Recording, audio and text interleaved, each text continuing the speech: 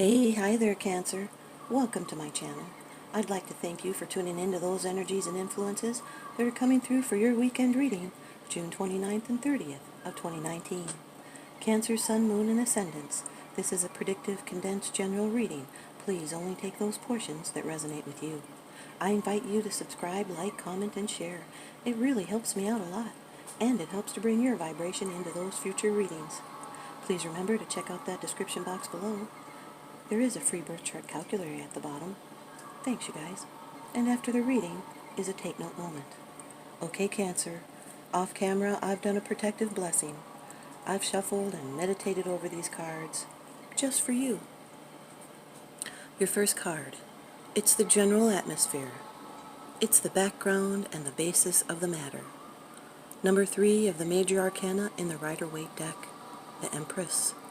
This can be a Taurus or a Libra, Sun, Moon, or Ascendants. This ruling planet is Venus for this card. The primary principle to this card is relating and natural growth and nurturing.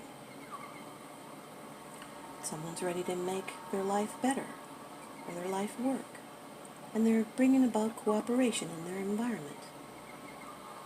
This card speaks about someone who's endowed with the ability to listen and understand, and they're a wonderful representation of beauty and harmony.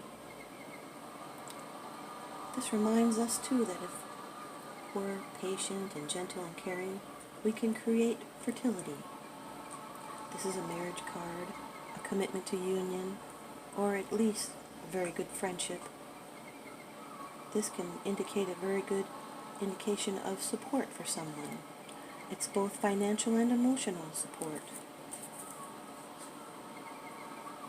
This is someone nurturing, and yet they may be, because the devil is next to this card, it could be being oblivious to some hurt you caused another.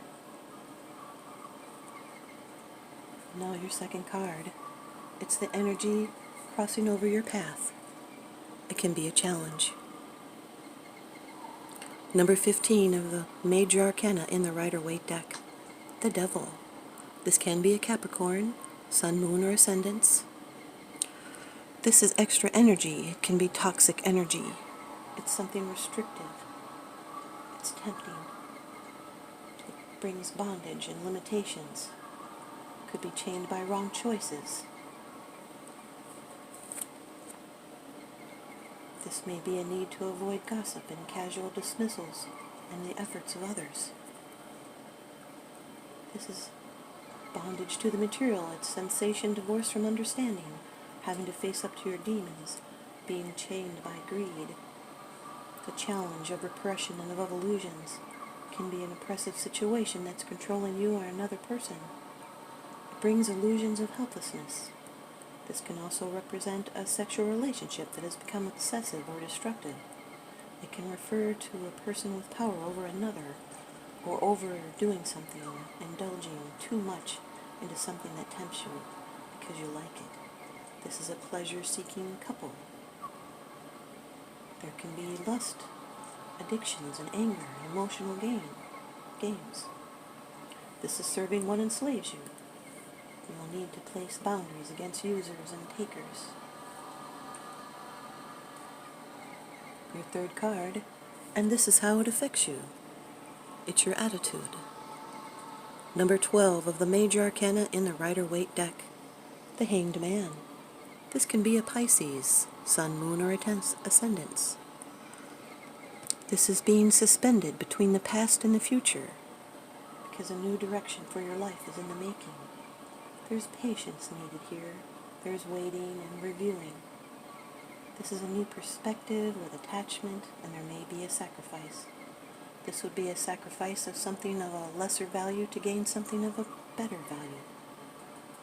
This is when material temptation is conquered. You can also conquer substance abuse. This is a need to balance out intuition and sensitivity with balance and logic. It's a voluntary giving of something in order to give something of greater value. And now there's going to be a greater understanding.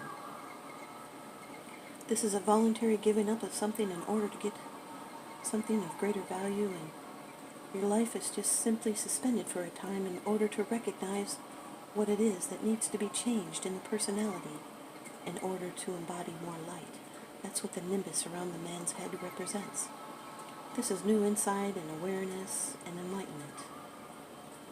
This is incubating a great realization. And now your fourth card. It's the position of the future. It's the outcome, the results, and the advice. Number 7 of Wands, fire energy. This represents standing your ground. This is when there's things to do and you still get more things to do. You have to take care of all these things. But this is competition. It could be in business or in trade. It's also the completion of a phase with deep purpose and value. It's having to face tests, but there is victory and commencement. This is courage in difficult situations, and you'll beat down all these problems, and you'll take care of what you need to do. It's victory through courage and success against opposition. This is defending what matters, and you will stand your ground and fight for what you believe in, and your determination will overcome all obstacles, and you're going to achieve a new level. The shoe is now on the other foot, so it's okay to take a stand. And now your fifth card. It's the bottom of the deck card. The underlying issue. This is what's unseen. The Knight of Wands, Cancer. Fire energy. This can be a person. Could be a Sagittarius, a Leo, or a Aries. Sun, Moon, or Ascendants. This has to do with adventure and messages and a change of residence. It can be the coming or going of a matter. This can be immigration. It's a quick departure. Knights are younger in spirit, if not age, than the king or the queens, and they're less established in life. They're full of eagerness and self-confidence, and yet they do not always know where they're going, and without concrete plans they can burn out before they achieve their goals. They're messengers and travelers, and they can be bringing good news concerning work or your social activities. This can be a message of a new job or an engagement or a marriage or maybe even a change of residence. Knights are driven by passion for a cause, and passion is the cause for the Knight of Wands. If it hastens the pulse or spikes the adrenaline or raises the stakes, this knight charges after it. They're impatient with details, and they're inclined to attract attention. And they're eager to show what they're made of, and if there's applause for their efforts, they'll happily repeat the performance.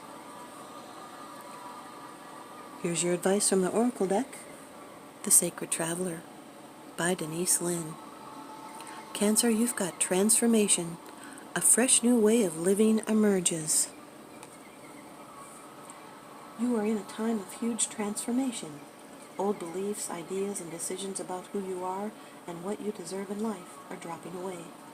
They're being replaced by incredible vitality and new pathways.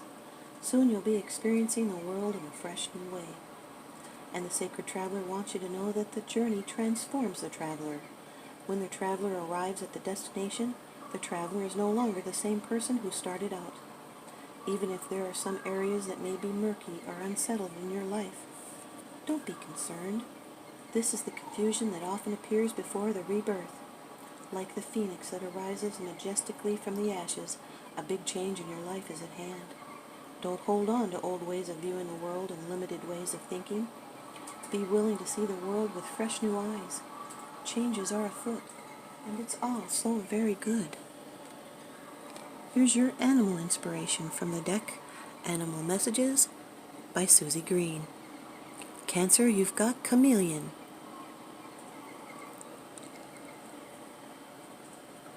Chameleon says, conceal ambition with patience until it is time to make your move.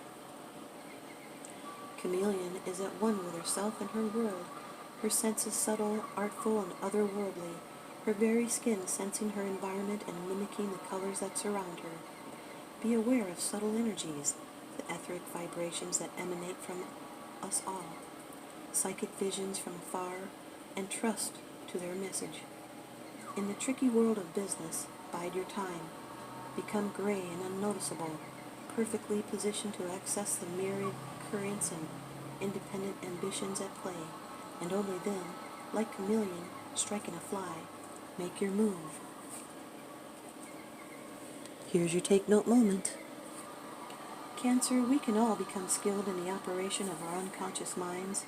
As we practice its powers, our results are in the exact proportion of our knowledge of its principles on how it works. Our results are in proportion with our knowledge. It is a universal truth that whatever we impress on our subconscious mind, it is expressed in our outer material world.